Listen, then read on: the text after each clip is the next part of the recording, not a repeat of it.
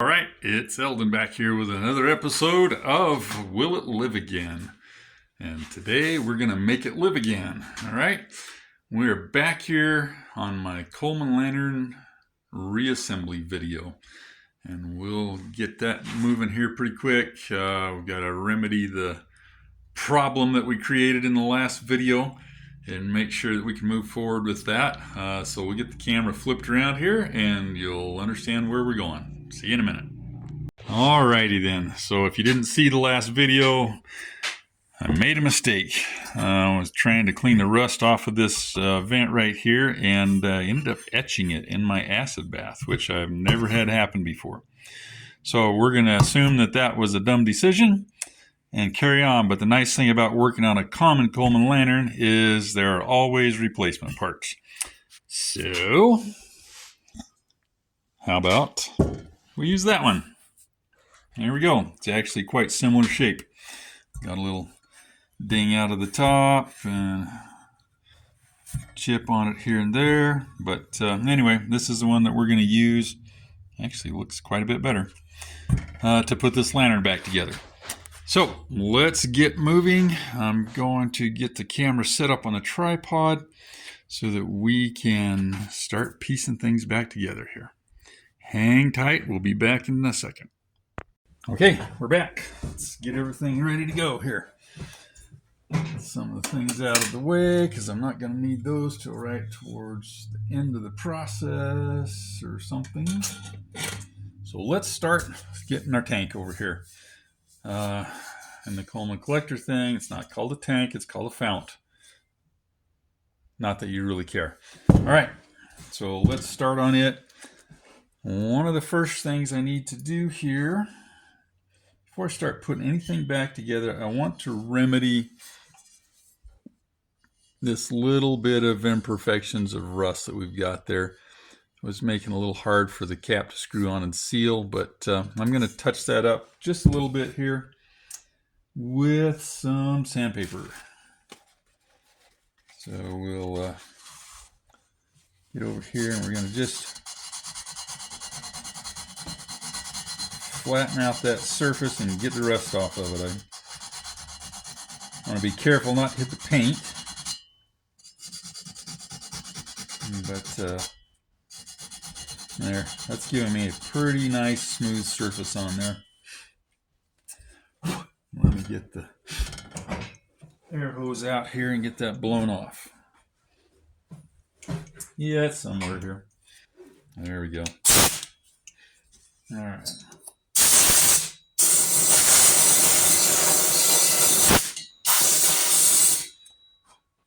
All right. A little longer than I was expecting, but that's okay.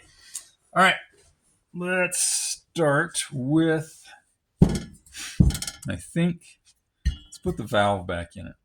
So I'm sitting here looking at this, and you're not going to be able to tell on camera, but this has been tipped over this way a little bit. And in order to get that back, I'm going to put the valve in it so I can get some leverage on it and straighten that out. So let's start there. What we're going to need to do that are several pieces. Got to have our main valve body. We got to have the fuel pickup tube.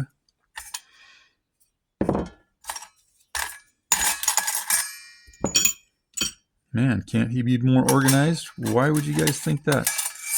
Come here. That's what I want. This needle that goes inside the fuel pickup tube, which requires this spring.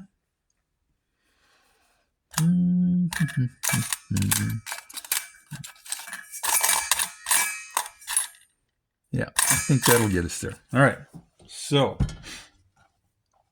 first thing that we need to do, this spring right here typically gets compressed more than we like to see it, and we found that if we grab it and stretch it out a little bit, that's not enough. We want to elongate it some, a little bit more.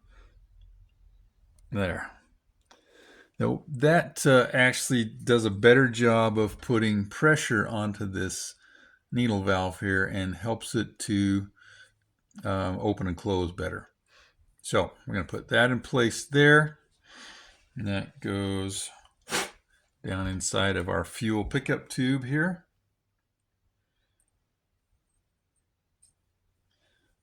And it can move up and down like that inside of there. All right, and once we've got that done, that's going to screw into the bottom of the valve assembly. Like that. Now, I don't need to put anything on those threads we just screwed in there to seal them because it's still inside of the tank. If it did leak, it just drips back in the tank and doesn't matter. But we need to get that tightened down a little bit, and it's not 7/16. That means it must be not 7/16, 3/8. There we go. Not 3/8 either. Yeah. It is 3/8. Okay. All right, so we'll tighten that down good and snug. Now this assembly is ready to go back into the tank. But I want to put some sealer on these threads here.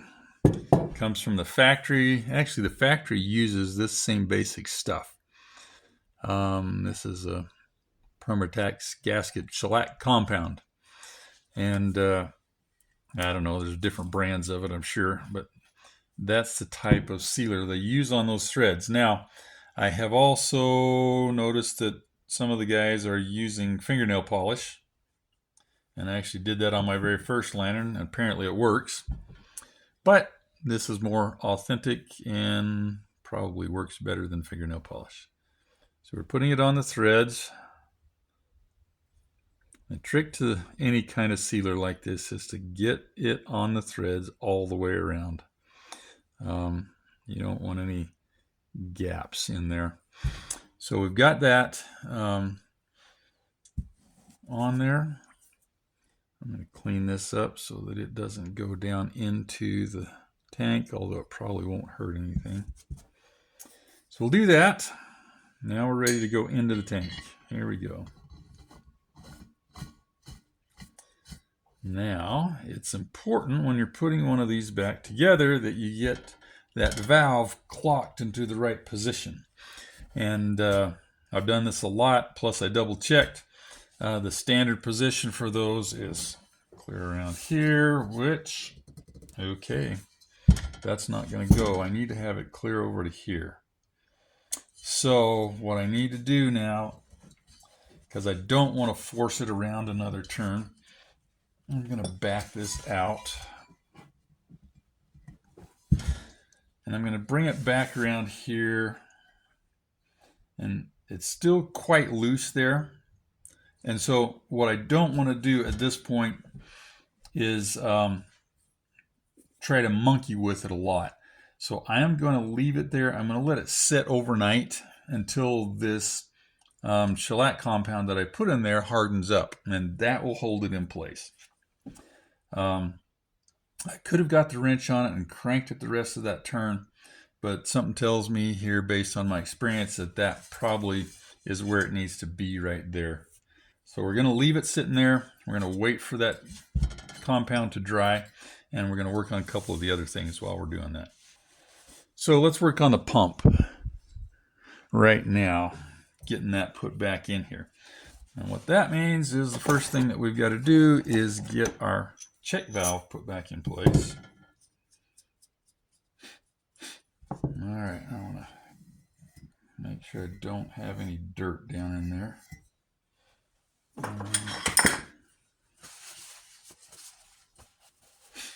While I'm doing this.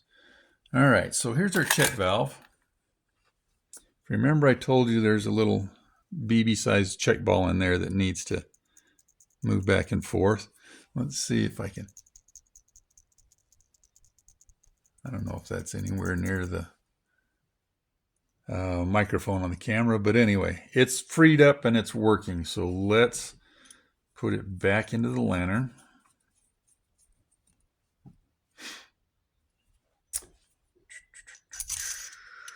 Here we go.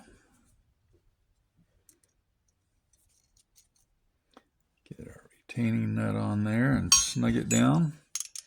Doesn't have to be super tight for this, but just good enough that things don't move around and come loose. All right, now we're gonna put it down into the hole, and because of the diameter of this, it should make it line up right. So we just start screwing it in there till it snugs down. Now we get our other big wrench, which is a 5/8. I never pay attention to what size they are, I just know what wrenches I'm supposed to use. And we're gonna snug it down.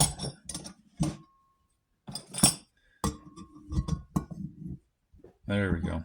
And once it snugs down, really, we don't need to put a lot of pressure on it. We just need to snug it down. All right. Get the nut loose, get the tool out of there.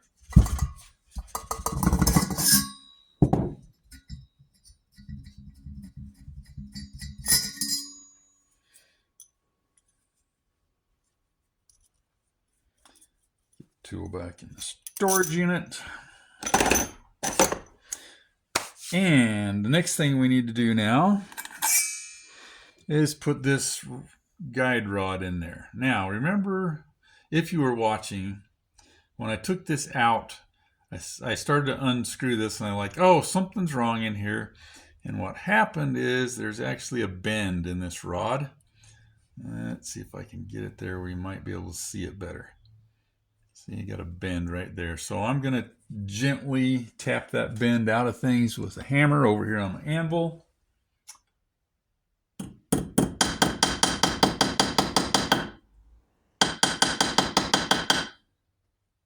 And that's better. Let's tweak it just a little bit more.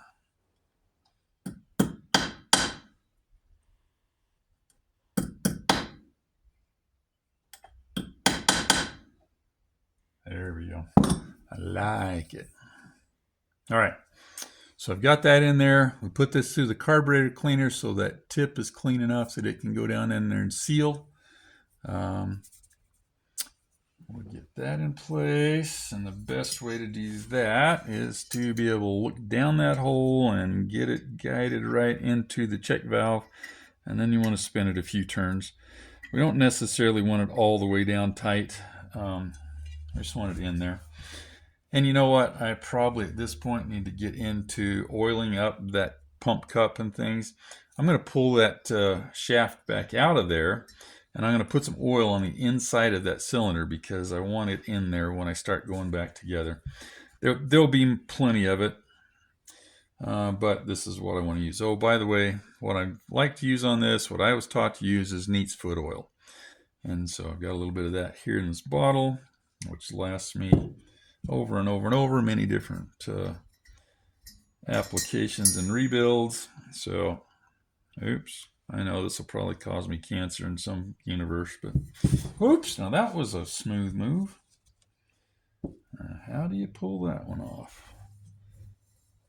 Ooh, great for video time. Here we go. Soak it up, soak it up, soak it up. Can't believe you can do that. All right. Out to my way, assassin. You're causing trouble.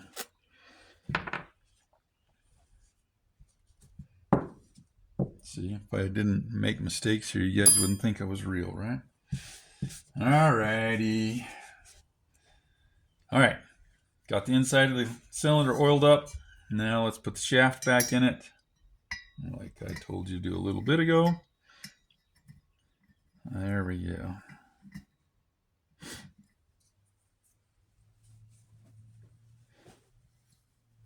That's oil getting on the outside there where I don't want it, so we'll clean that up. All right, next thing is, now we've got our pump itself, and I want to get this leather pump cup lubricated up. So I'm going to dip it into the oil, the neat's foot oil. What's left of it in my bottle. Can't believe that. Actually, I can believe that. That's fairly normal occurrence around here. Hey, stop. Get in there. Get that thing soaked up. Quit giving me grief. There we go. All right. Got some oil on that thing. Now, put this in here, it's gonna take a little bit of finessing to get it in there. You want to get the shaft started up the tube of the pump handle, and then we're gonna just fit that cup down into the cylinder as we go around. And yeah, it looks like it won't fit, but it will. It came out of there, so it will go back in.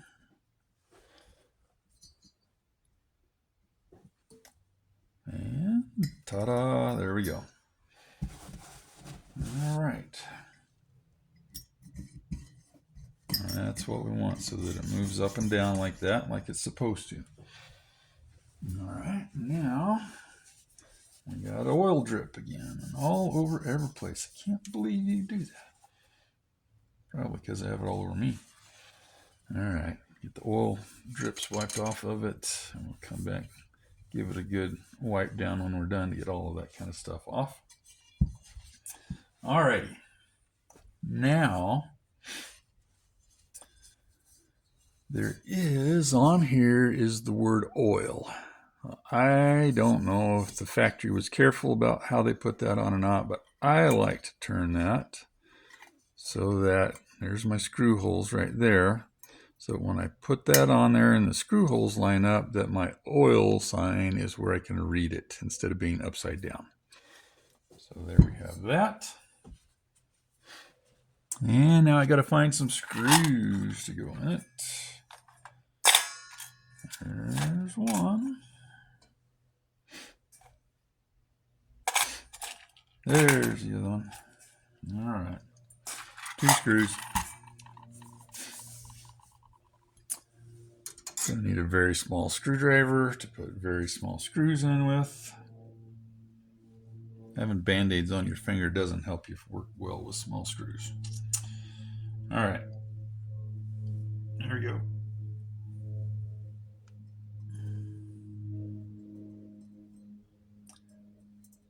Start in there.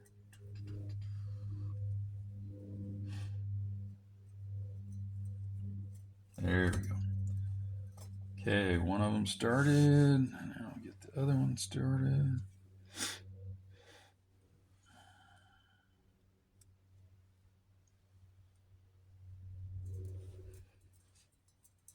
Two of them.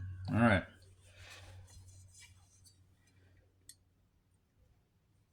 Put those in place. Just snug. You don't want to strip these out or break them off, so you want to go easy on the gorilla mode here.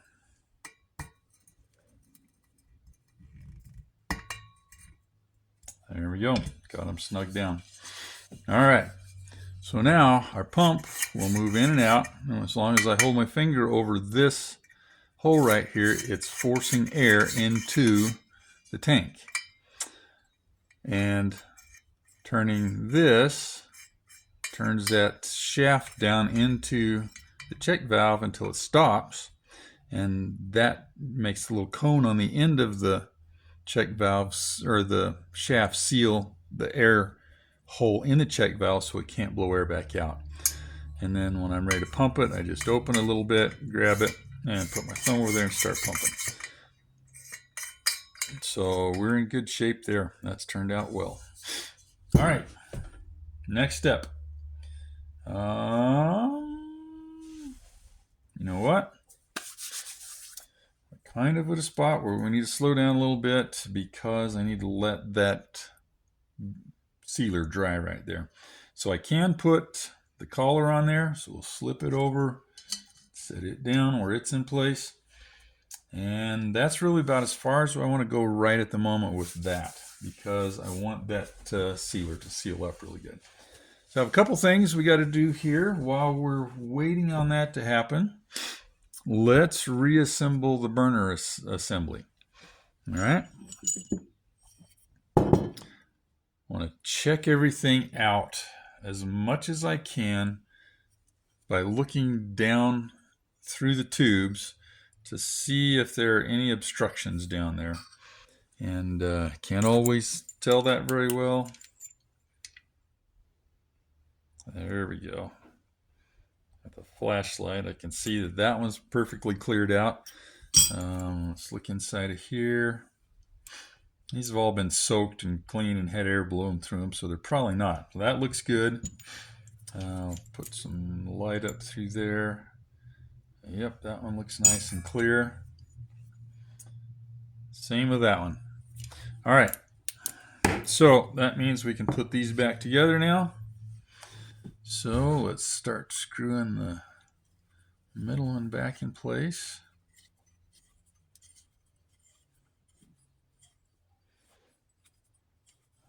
And kind of screw it till it stops. And then I need to check in that little screw hole to see if that hole's lining up with the hole in the other part of it. I think it is. Let me get a pick and go in there. Yeah, it seems to be just about perfect. So what we need to do now is find that screw that goes in there and get it put back together. And I do believe that that's our screw right there. And that got missed on the cleaning it up video. So we're going to remedy that situation. But first, I want to make sure I got the right screw.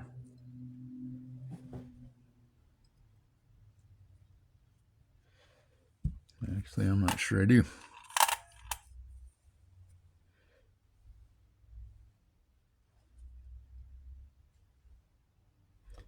No, can't be that one. It's not long enough. That one's got to go down here, I think.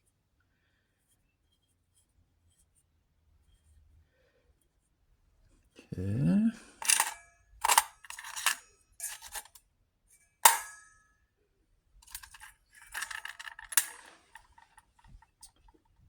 Well, I don't know. I believe this is the one that came out of there. But it's not cooperating, wanting to go back in. I'll gently give it a little encouragement here. Yeah. I don't like the way that's working.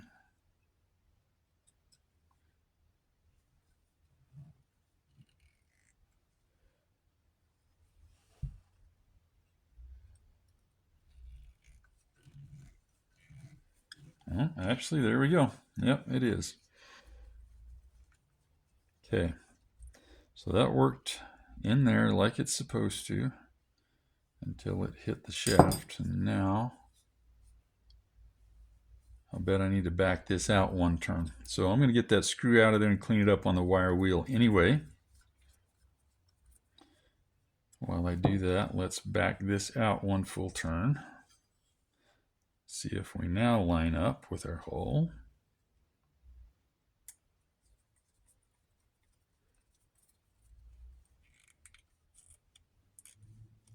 That's still not working the way it's supposed to.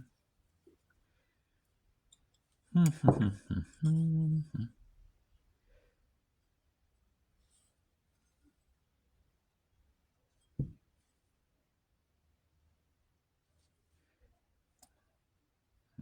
wonder, was I supposed to be this way?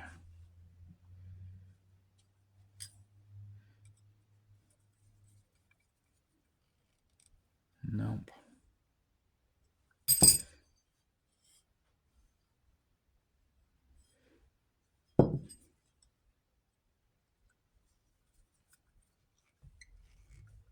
There we go.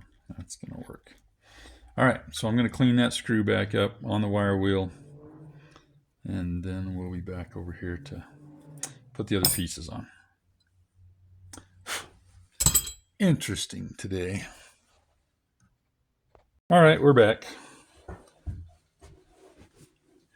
Now we have a pretty cleaned up screw that we can put back into its appropriate home.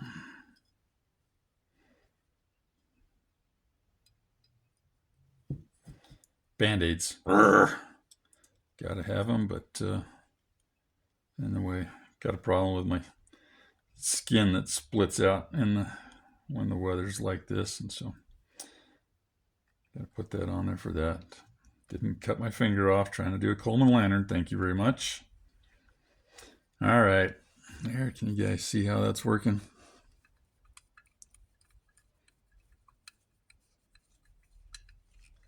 There we go. All right. Now we can put our side burner tubes in. Theoretically. There we go. See, doesn't that whole assembly look much better that way than it did all black and yucky? I agree. Thank you very much. Here we go. Come on, come on, come on, come on, come on.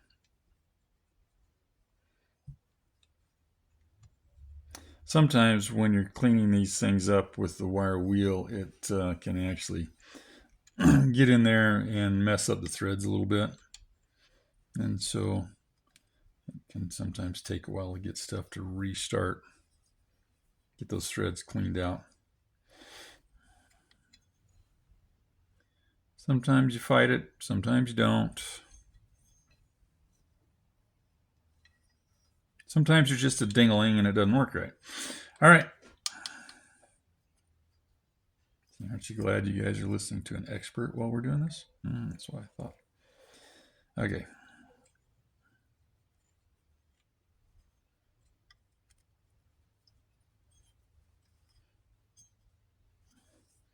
Okay, we're going to have to get a little more aggressive with that. I'm going to get the piece of rubber out and get the pliers on it. Oh, or not. It started.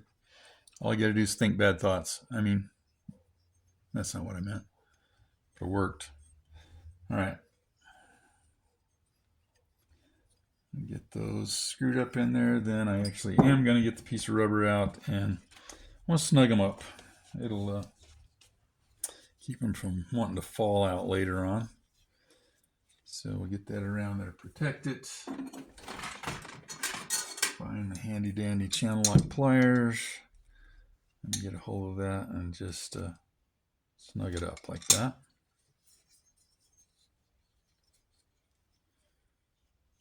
And same thing back over here.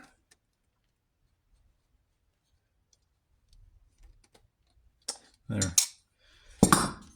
That way they'll be all ready to go. All right.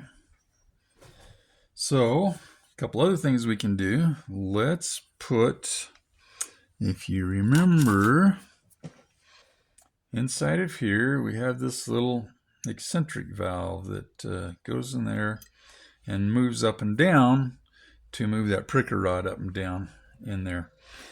Sorry, I'm hoping you're getting this on camera. So this thing has a notch in it. Let's pull it out again. See the notch right there? That notch actually has to catch on this little cam thing that's offset in this valve here. And that's what makes it move up and down. And I found that there's not any great scientific way to do that, but I put that down in there with the notch showing, and then I start threading this into place, which I actually want to put some more of that sealant on there, because that is a place where you could potentially get fuel leaking. So, back here, get a little bit of our sealant going around there, like that. Get it off of the places where it's not supposed to be.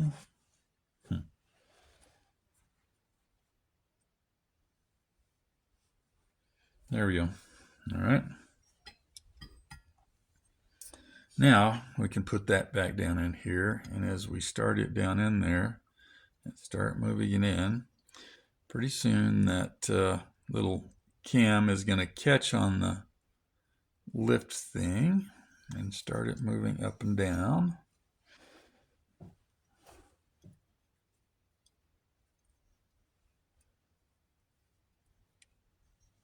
At least it usually does. Of course, it doesn't happen when you're doing it on camera. There we go. So see, now as I screw that in, that thing moves up and down in its hole. That's what we're after.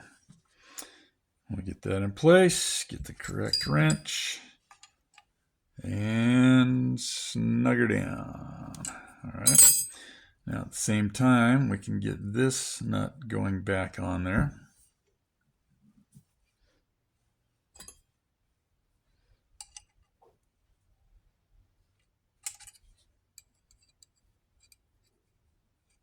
Well, I guess it actually is.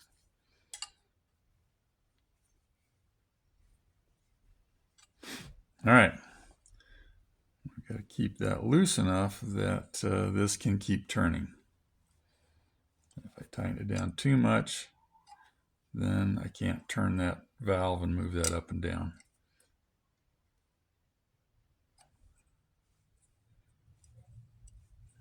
Okay. All right. And then once we're at that point, the next thing to do is to put the generator on there. The generator consists of several different parts here. If you remember, as we've taken it apart, let me get them all laid out here, and then we'll start putting it back together. All right, so we have this little tube that goes in there. I'm assuming that's some type of asbestos or something. I don't actually know that. But that goes down in there, and it's one of the things that kind of, I think it slows the movement of the fuel through this tube so that it has time to heat up as it's going through there. Let's get that shoved down in there a little farther. There we go. We also need to put a little teeny weeny orifice in there. And this is literally almost microscopic. Got to make sure I got it cleaned out first though.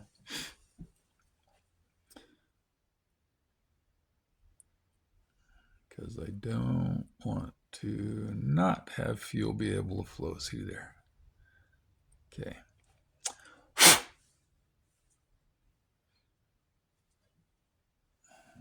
I like to be able to see light through there, which I'm not right now, but I'll try a little air compressed air here, which got to be careful because it can turn this thing into a bullet and shoot it all across the shop. So.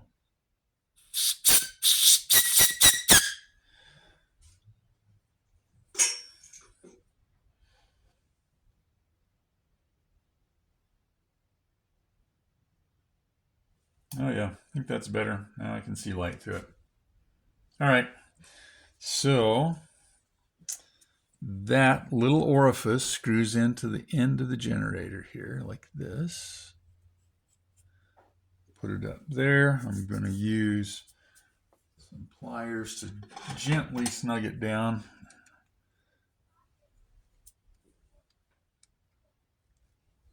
It really doesn't take much because you don't want to twist it in there. So I got that snug down, and then we want to put the needle back up through the middle of it. And it should go down there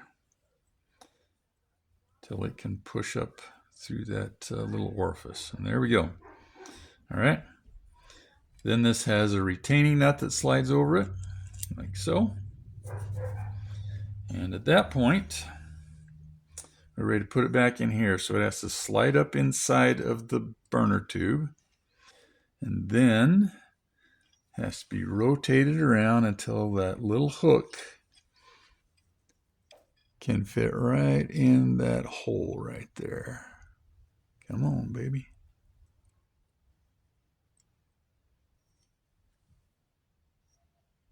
Get that up a little higher. There we go. So that's the hooks through the hole now. We're going to slide this down, put the nut down, and tighten them up. There we go, like that. Now put a little bit of extra tweak on it with the wrench.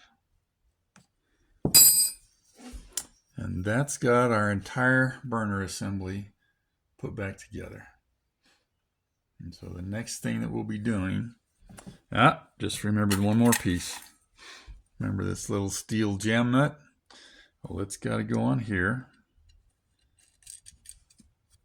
And you want to run it all the way up as high as it'll go. Just like that. And then later on we'll tighten it back against the seat there. Alrighty. There we go. Burner assembly's ready to go. So what else could I do here while I let that stuff dry? Shall we play with some fire?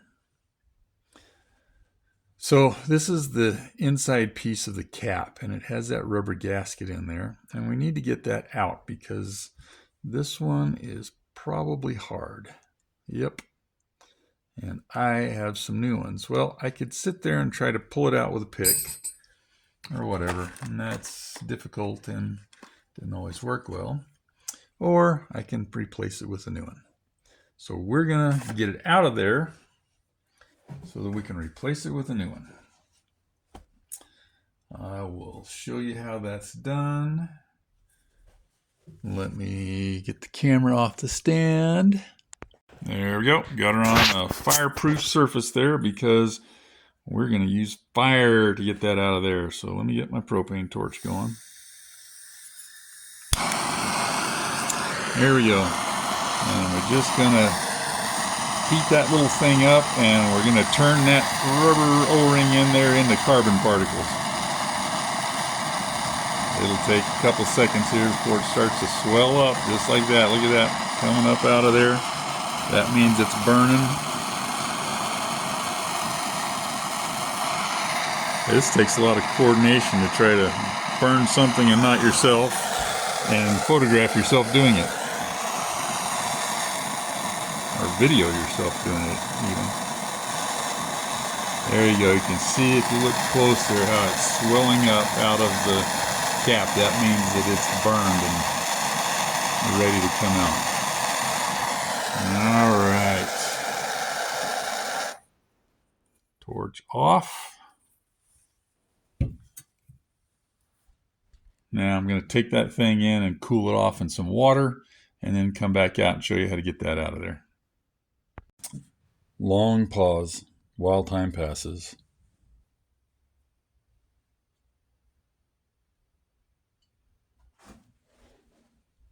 All right. Got her back there, cooled off, so I don't fry my fingers, which I don't really appreciate. And now let's take it, and I'm going to get with a little pick type of instrument of some kind. Now I can just go in there and pick out that burnt up and carbonized rubber so that it comes right out like that. See, isn't that sweet?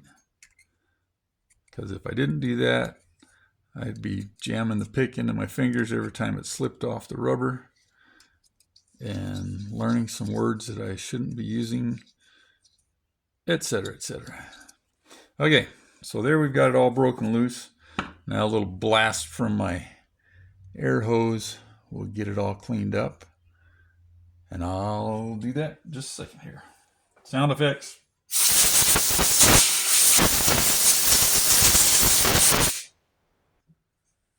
There we go. Much better. All right. Needs a little wire brushing. Or wire, not brushing. You know what I mean. Steel wooling. Let's get our steel wool over here and clean it up a little bit.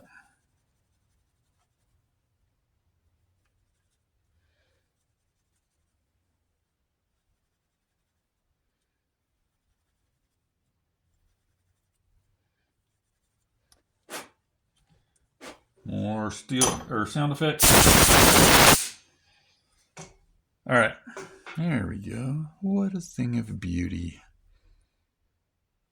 So we got that old one out. Now let's put a new one in.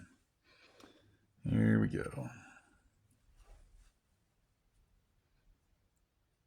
Want to get it worked around in there, and this actually is, it takes a little bit more effort than it seems like it would.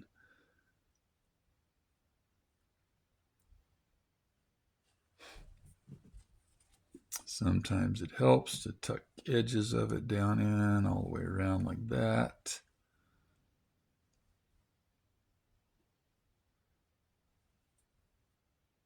A little more leverage than you can with your fingernail this way.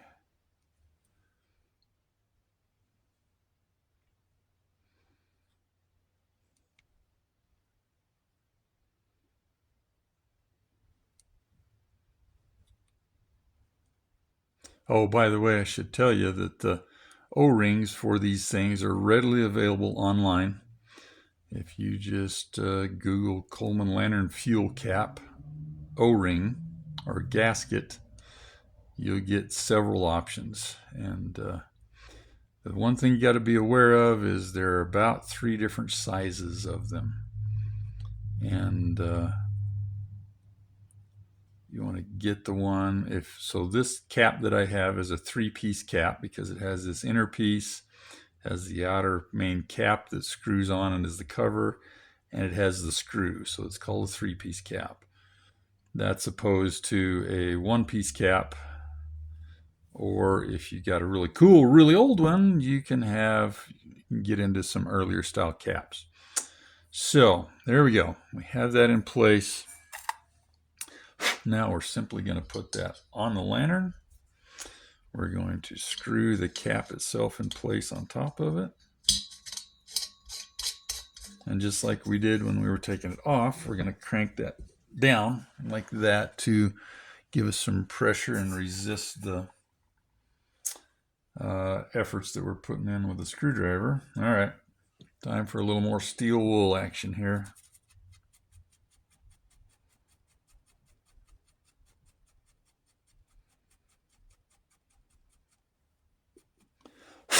There we go, that cleaned up pretty good.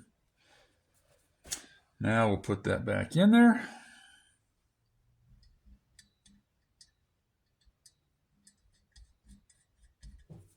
And tighten it down with a screwdriver.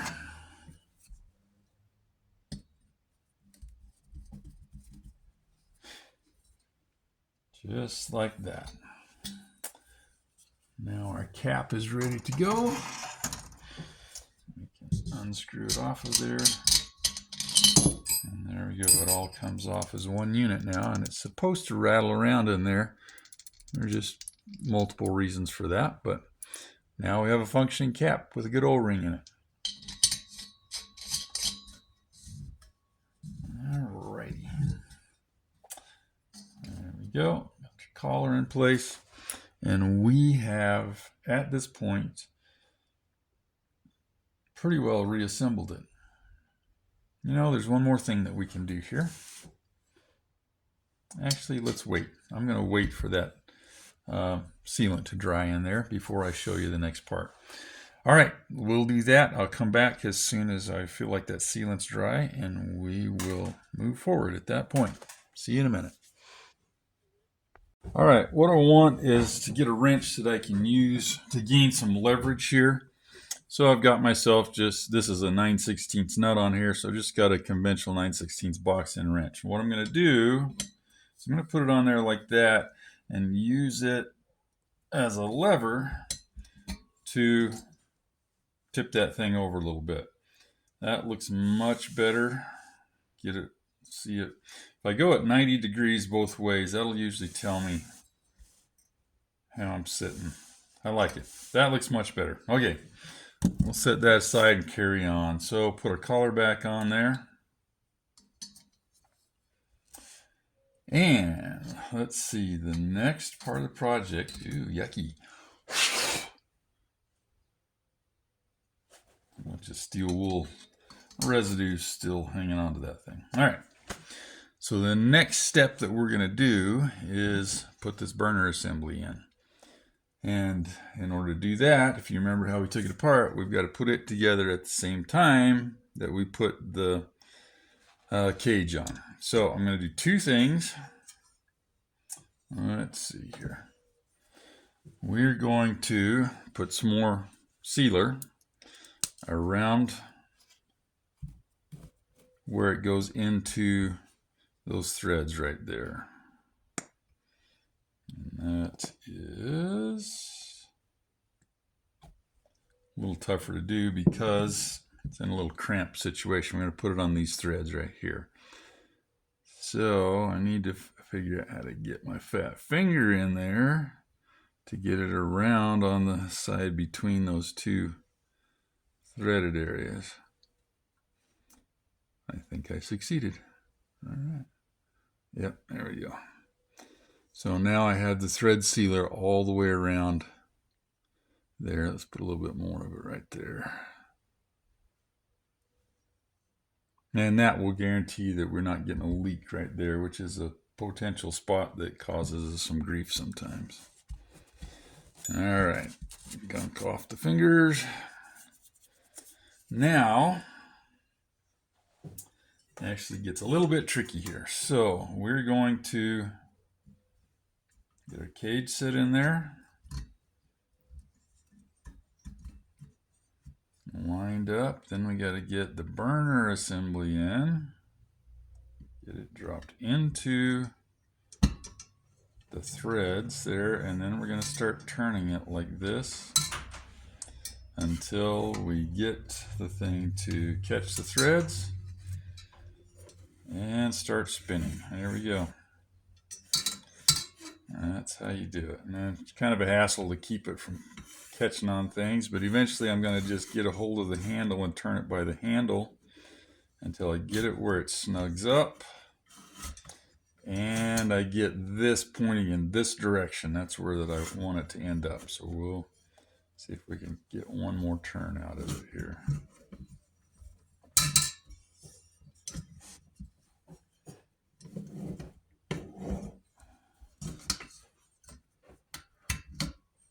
A little bit of a wrestling match here.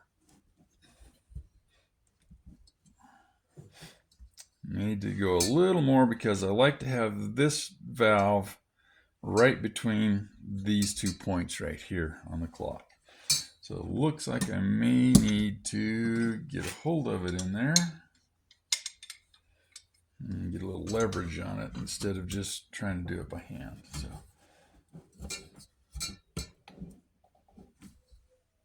a little bit more. There we go.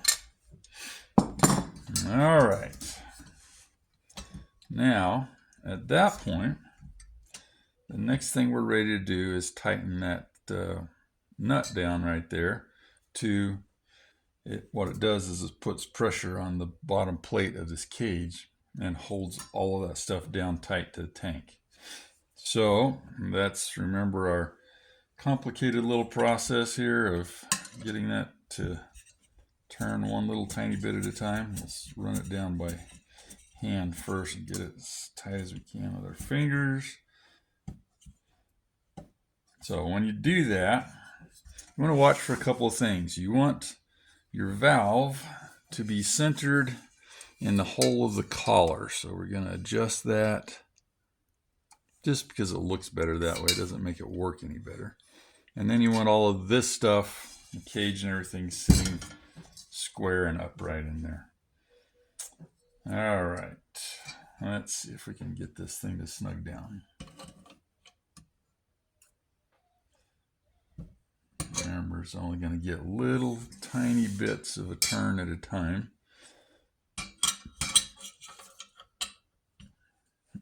Probably the most frustrating part of the whole build is trying to get this to work without scratching up your paint and all of the other little things that we've got to go on here. And it doesn't have to be really tight, and that's the funny thing.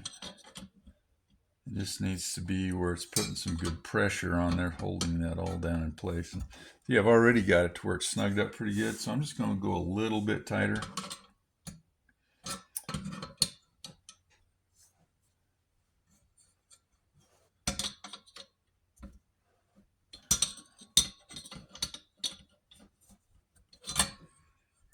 I don't know that there's a certain way to tell when it's tight enough, but you know, when you've got some pressure on it and the things, you know, nothing's moving now in relation to each other, then we're going to double check to make sure we're lined up everywhere. We'll look at it all the way around. Yep, that looks pretty good. So now we're in the home stretch. We literally are almost done. So the next thing we've got to do is put our valve wheel back on. So we're going to put it on there. At this point, what I want to do is we're going to close it all the way down.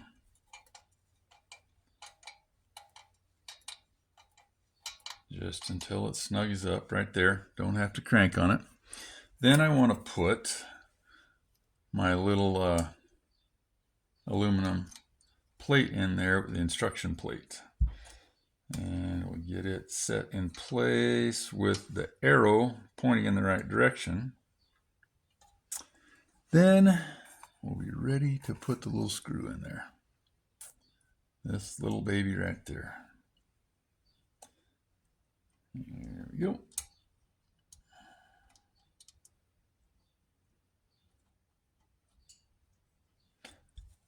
Screwdriver.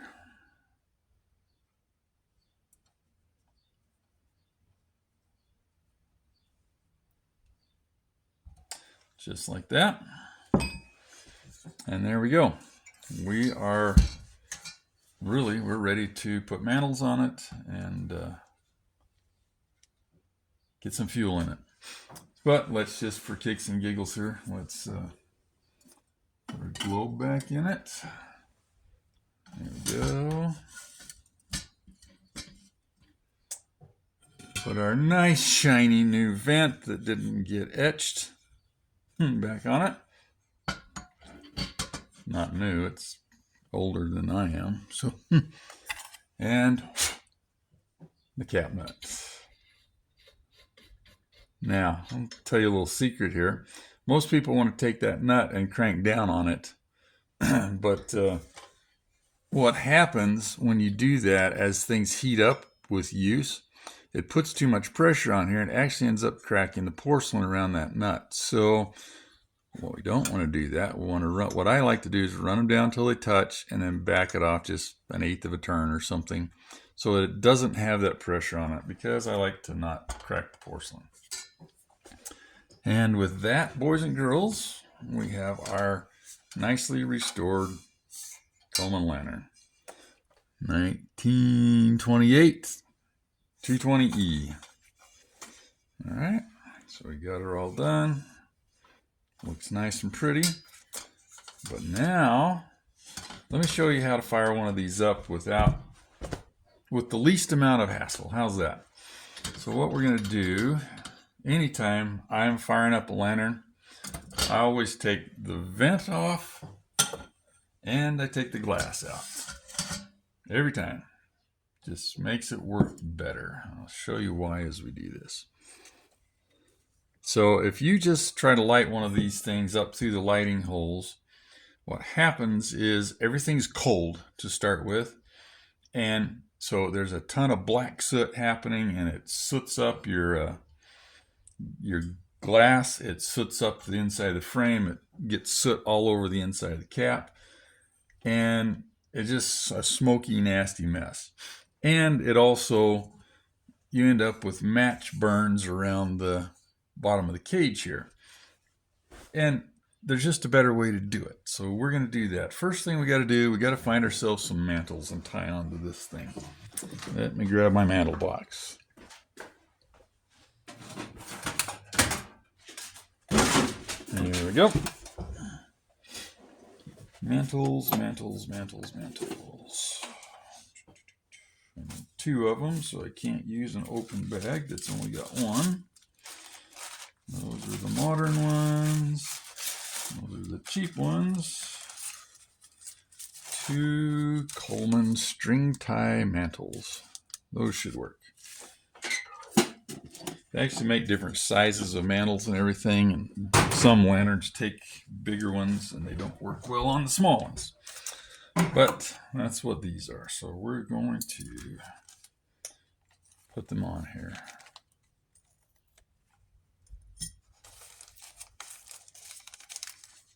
Now, some people seem to think that you have to put a new pair of mantles on this thing every time you use it. That is not true. If you are somewhat careful, in your storage and transportation of these things, the mantles will last for a long time. Many burns, actually.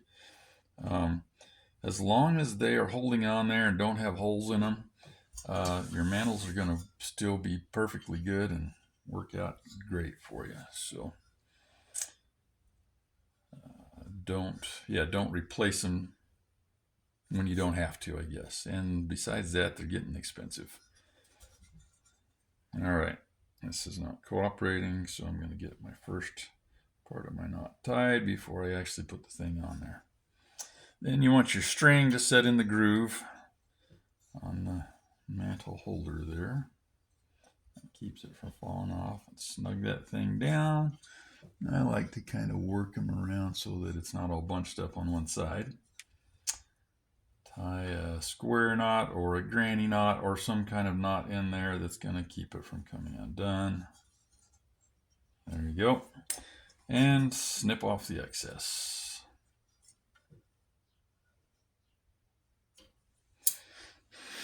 All right.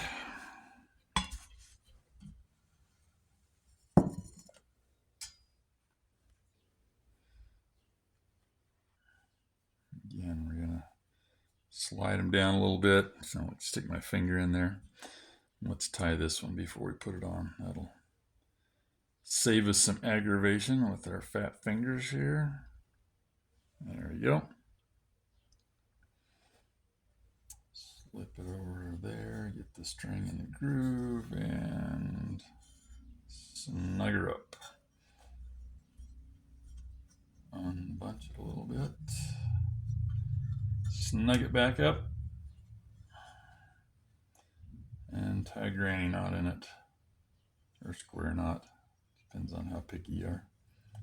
They both work. Alright. Snip our ends off. Bingo, now we have mantles. Alright. Next thing is we need to get some fuel in this thing. So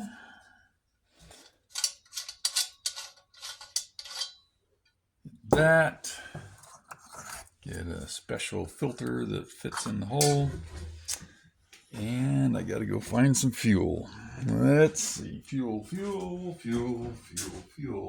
Because I just barely emptied the last can that I was using. So, how about this one? Nope. Brand new can. Don't want to open that one. There we go. There's one. So, when I'm doing these things, I like to put about a cup of fuel in them to start with. Or something like that, cup and a half maybe. So we'll just pour that there.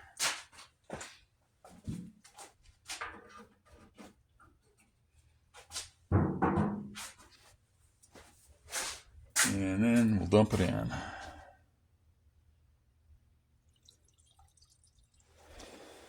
So I don't know if you guys can see that, so I'll move over here a little bit.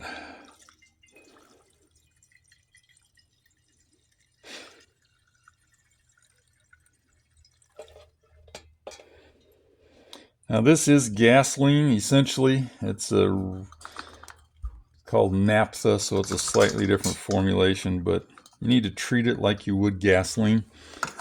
It is very flammable and can cause problems if you don't use it correctly. Alrighty, now get our cap back on there. And you want to snug that cap down good, get that rubber seal working the way it's supposed to in there. Now, to light the thing, we want to have this handle pointing down because that pulls that little pricker rod down out of the orifice that's letting gas up there. We need to have our valve closed. Now we want to pump the thing up. So in order to pump it, we want to open that valve maybe a half to a full turn. Doesn't need to be any more than that. Then we're going to hold the lantern, put our finger over the hole in the end of the pump, and we're going to give it about 35 pumps.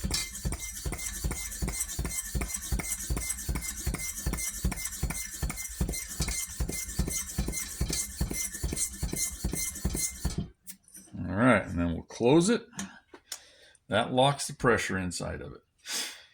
So now we are ready for the firing process. So I could, at this point, just take a match and light it and everything, but I want to avoid that soot problem. So what I do every time I use one of these things, I use my propane torch to light them.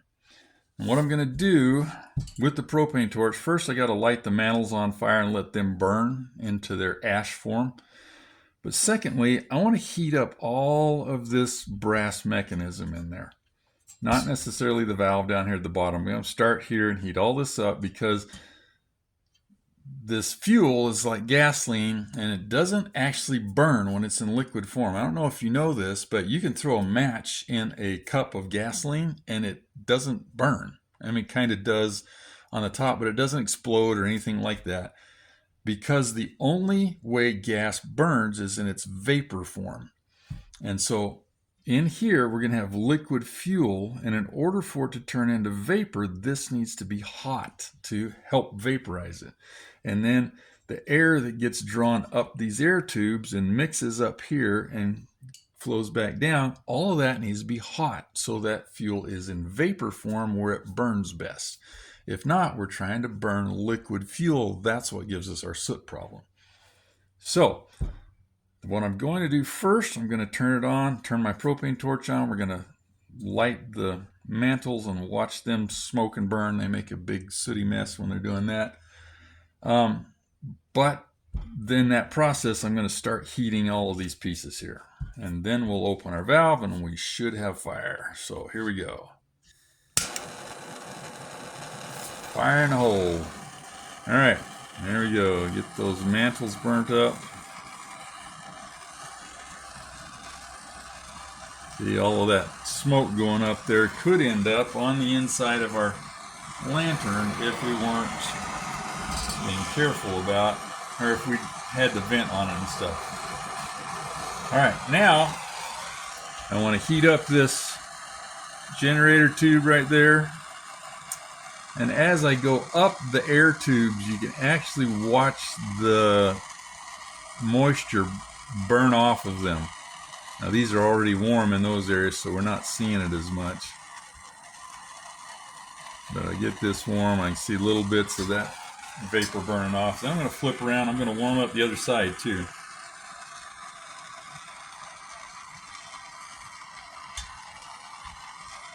Alright, now so we've got a warm mechanism in there that should let whatever fuel that we put in there vaporize quickly. So we're going to open our valve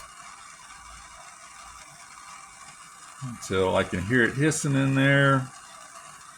I'm just going to wait and see when those things catch fire. Sometimes I have to open the valves farther in order to get the fuel coming. And it takes a minute for it to work its way up through there. There we go, we got some fuel. Ta-da, we have fire. Yeah, I know, I'm still a little kid at heart, and most little boys are pyros, right? And I definitely am. All right, so there we go. We have flame, we have light. I'm looking around in this area to see if I have any leaks. Sometimes you get leaks in here and down below there. They'll show up around the valve, or they'll show up and run out around the bottom down here. So I'm kind of keeping my eye out for that, but we are ready to put our glass back in. There we go. Put our vent back on. Now, once you set that vent on there, the vent starts getting very warm. And we've actually measured it. And when these things are running full bore, that vent right in there gets up to over 600 degrees, somewhere between 600 and 700 degrees. And it actually gets too hot to touch very quickly. So you don't want to get your fingers on that. You want to get that vent on there, put the nut on, and then back off. All right, so snug the nut down, then back it off just a little bit. And here we go. We now have a working lantern. And sometimes if I get in there and I feel like it's not making light as well as it should, there's a couple things I can do. I can run this pricker rod up to clean that orifice out. And if I flip through there quickly, it shuts it off but doesn't kill it. If you pause too long, it can actually stop the flame, and then you got to restart everything. But I can do that. I can also, sometimes it helps to add more pressure. And I don't think it's going to make a big difference right here. Well, actually, there it goes. It is helping. So I don't know, there's another 20 pumps in it, and boom, we got a better light than we had. All right. And that, my friends, is how I restore a Coleman lantern, minus some mistakes, right? Yeah, stuff happens, but oh well, part of the game. So now you can take this and you can go out and enjoy it. I have enough of them. I don't know that this one will get used a lot, but it'll go on my shelf because it's now a nice, pretty, saved example of a lantern that's older than I am. It was made in 1958. I wasn't made quite in 1958. But it's just fun to me. This is something that I can do and enjoy. It's relatively simple, inexpensive. Parts wise, I had a new cap gasket, which cost me maybe $1. I had a new, sometimes I have to put a new leather pump cup in them. Those cost $2 or $3 or $4. And a set of mantles, which is another $3 or $4, and some fuel. And so that's all I've got here cost-wise into this lantern, besides whatever the initial cost of it was. And a lot of times they've been free, from free up to maybe $20, just depending on how much I like them. But anyway, I'm not saying it's a profitable hobby, but it's a fun one. I enjoy this. And I can turn 2 or 3 of these on and just sit and listen to them hiss and enjoy myself, whether it's day or night. It's something that I get a reward out of. Hope you guys might too. I hope you enjoyed this series. Again, I'm not perfect, but hey, who is? But this is how I go about restoring my lanterns. We'll run some other series here on the different styles of lanterns, maybe some of the different brands. Some of them that are way harder than this one. This was actually a super simple one because it just hadn't been used and abused a lot. But that's it. And we're going to sign off now. I hope everybody has a fun day. If you like doing lanterns, get yourself a lantern. Go camping. If not, think about the principles that were used in this one that could be used in whatever hobby that you have.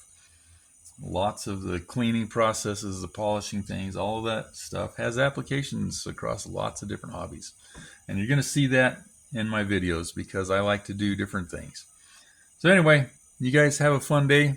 Go enjoy yourself. I appreciate it if you like and subscribe to the video.